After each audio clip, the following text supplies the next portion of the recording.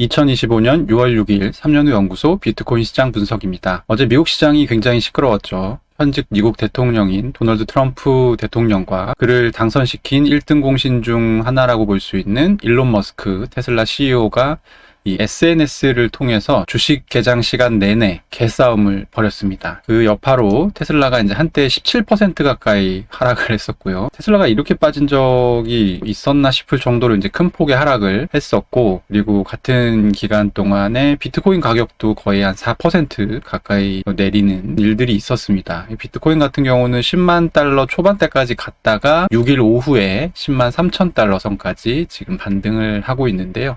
왼쪽에 보이는 것은 요 테슬라 주가 흐름인데, 보시다시피 어제 요 밑에 있는 시간은 이제 미국 시간입니다. 개장 이후에 몇 시간 동안은 오히려 약간 올랐었어요. 소폭 오르다가 갑자기 미국 시간으로 12시, 그러니까 이제 한국 시간으로 새벽 1시 정도에 이렇게 이제 내려가기 시작하죠. 보면은 중간중간에 이제 어떤 발언들이 나왔는지를 좀 이렇게 써놓은 건데, 트럼프가 어제는 먼저 얘기를 했어요. 요즘에 머스크가 이런저런 얘기 하는데 자기는 매우 실망스럽다, 이렇게 얘기를 하니까 이제 머스크가 내가 아니었으면은 트럼프 당선도 못했을 텐데 굉장히 배은망덕하다 라고 반격을 했고, 그 이후에 둘이 SNS로 주고받고 하면서 가격이 이렇게 폭락을 하는 그런 일들이 있었습니다.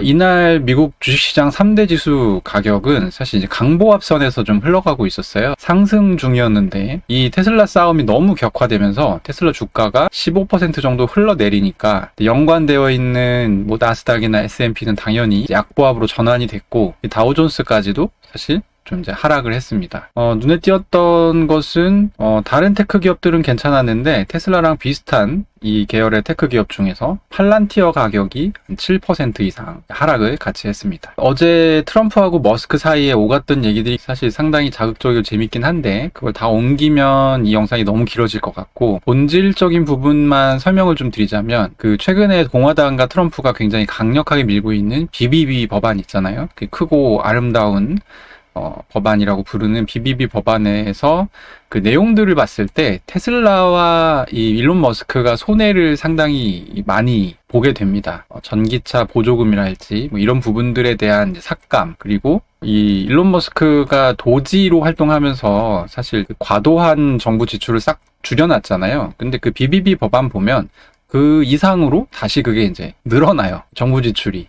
엉뚱한 정부 지출이 굉장히 많이 들어가 있어요. 그래서 이제 비판 많이 받고 있는데, 그런 부분들을 이 일론 머스크가 트럼프를 공격하면서 이 문제 있다, 이 법안이 말이 되냐라고 이제 공격을 하고 나섰고, 둘이 싸우는 과정에서 트럼프가 테슬라가 정부한테서 받고 있었던 유무형의 도움들, 보조금이랄지 이런 부분들을 그냥 싹 다 끊어버리겠다, 이런 식으로 어제 얘기를 하면서 사실 그 여파로 테슬라 주가가 17% 정도 일시적으로 하락을 하는 그런 상황이 벌어졌다라고 이해하시면 될 것 같습니다. 이 세계 1위 전기차 기업으로 테슬라가 굉장히 유명하죠. 근데 사실 알고 보면 정부 보조금 의존도가 상당히 높은 편입니다. 한국도 그렇지만 전기차 사면은 이 화석연료 감축 차원에서 전기차 살 때 지자체들이 이 보조금을 주잖아요. 이 미국도 보조금을 굉장히 많이 주거든요. 테슬라가 올해 거둘 것으로 생각되는 영업이익 예상치가 한 27억 달러 정도 되는데, 미국 안에서 미국 정부한테 받는 보조금만 한 30억 달러 정도 효과가 있을 것으로 이제 예상이 됩니다. 여기서 이거 빼면 이제 적자 되는 거예요. 그만큼 보조금 의존도가 높기 때문에 사실 트럼프가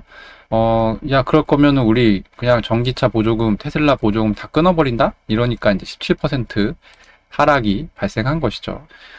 그럼 테슬라가 떨어지는 가운데 팔란티어는 왜 떨어졌을까요? 팔란티어 역시 미국 정부가 없으면 자체 생존이 쉽지 않은 기업이기 때문입니다. 팔란티어 같은 경우는 이제 미국 정부와 국방부와의 어떤 대규모 계약에 매출의 대부분을 크게 의존을 하고 있는 상황이고, 이게 조금만 생각을 좀 확장해 보면 사실 AI 하고 있는 기업들, 그리고 대부분의 하이테크 기업들한테도 공통적으로 적용되는 사항이에요.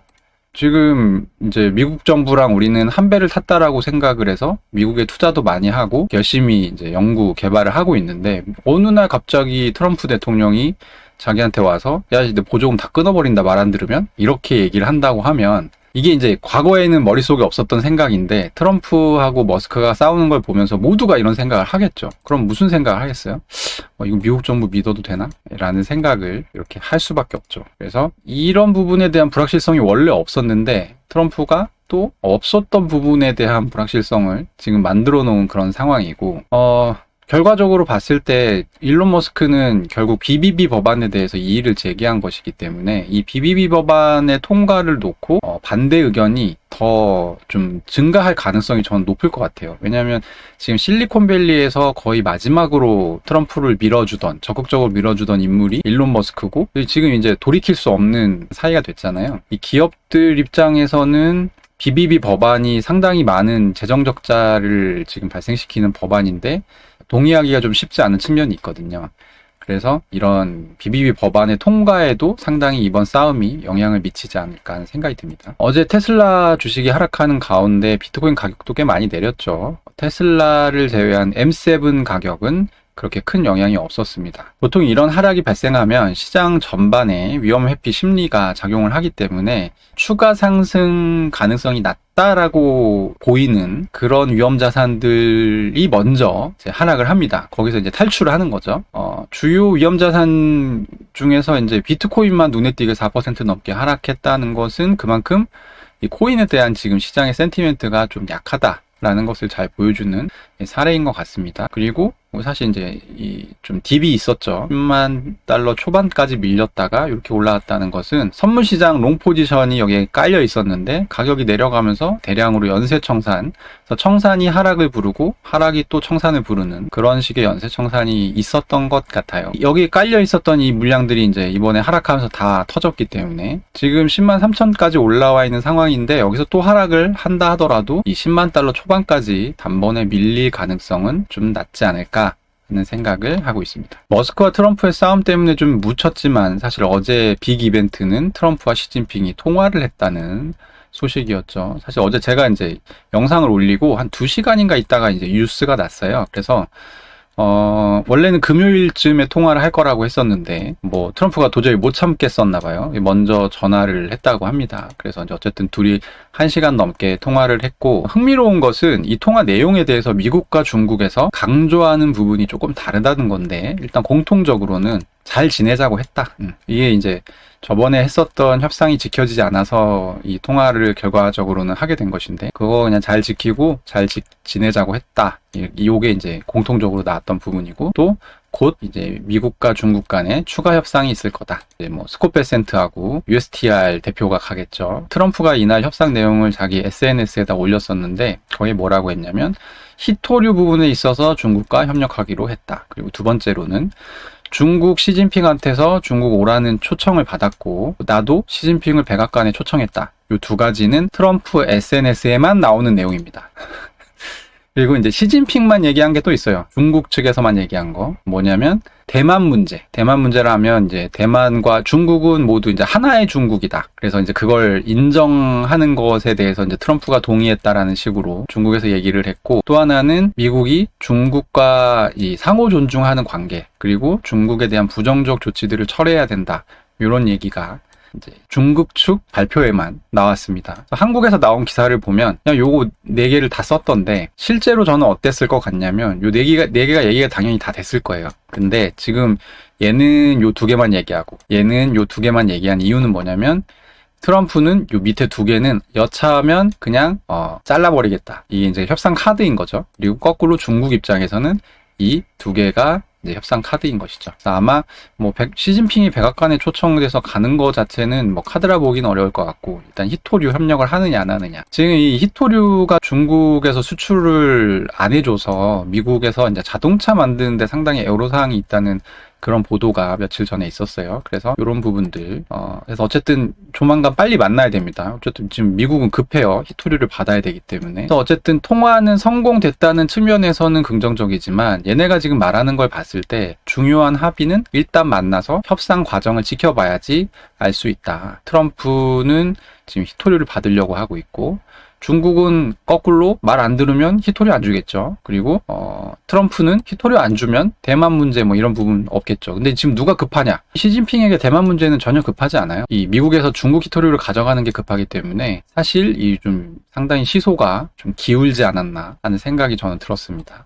네, 마지막으로 오늘 중요한 고용 지표가 발표되는 날이죠. 미국 노동부에서 비농업 고용, 논판 페이롤이란 지표와 이 실업률이 발표가 됩니다. 그래서 4월에 이 비농업 고용 지표는 플러스 17만 7천 건 정도고, 지금 시장 컨센서스는 5월 플러스 13만 건 정도가 나올 것으로 예상이 되고 있습니다. 그리고 실업률은 전월과 같은 4.2% 정도. 근데 블룸버그에서 지금 예상하기로는 요 이제 13만 건을 못 맞출 거다. 그래서 9만 6천 건 정도를 이제 생각을 하고 있고, 실업률도 0.1% 정도 올라가지 않을까 생각을 하고 있더라고요. 기본적으로 이 예상치를 못 맞출 것으로 보는 것이죠. 그러면 고용지표가 예상 하회를 하는 건데, 그렇게 되면 경기 위축 신호로 해석이 되기 때문에 위험자산에 있어서는 좀 매도세가 나올 수 있다고 생각이 듭니다. 그리고 사실 이거는 예전에도 제가 방송에서 한번 얘기했지만, 고용지표가 악화하는 것은 어떻게 보면 좋은 거죠. 왜냐하면 고용지표가 악화해야 금리 인하를 할 수가 있다라고 연준에서 얘기를 하고 있으니까. 그래서 원칙적으로는 금리 인하 가능성이 증가한다라고 봐야 되는 건 맞는데, 과거 사례들을 보면 연준이 한 번 고용이 안 좋다고 해서 금리를 내리거나 뭐 이런 경우는 없었어요. 그래서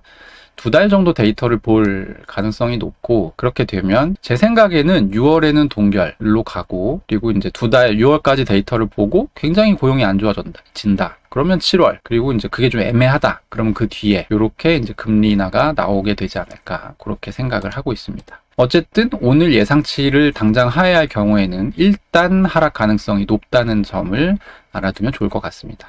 네, 오늘의 분석은 여기까지입니다. 3년후 연구소 구독과 좋아요, 그리고 많은 관심 부탁드립니다. 감사합니다.